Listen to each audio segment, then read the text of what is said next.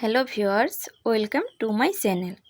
আসুন আমরা আজকে জেনে নেব আমাদের অতি পরিচিত ফল আমড়া সম্পর্কে। আমড়ার ভরা মৌসুম চলছে। আষাঢ়ের শেষ থেকে আশ্বিনের শেষ পর্যন্ত আমরা বাঙালিরা প্রচুর আমড়া খেয়ে থাকি এবং বিশেষ করে বরিশাল আমড়ার জন্য বিখ্যাত। আর বরিশালের মানুষ হচ্ছে আমড়াটা একটু বেশিই পছন্দ করে। আমড়াকে আমরা বিভিন্ন পদ্ধতিতে খাই, যেমন কাঁচা খেতে পারি, রান্না করে খেতে পারি, আমড়ার চাটনি করে রেখে খেতে পারি এবং আমড়ার চাটনি করে সারা বছর সংরক্ষণ করে রেখে খাওয়া যায়। আমড়াতে থাকে প্রচুর পরিমাণে ভিটামিন সি, ক্যালসিয়াম, আঁশ, শর্করা, আয়রন, থায়ামিন এবং রিবোফ্লাভিন। ভিটামিন সি আমাদের শরীরের রোগ প্রতিরোধ ক্ষমতা বাড়াতে সাহায্য করে।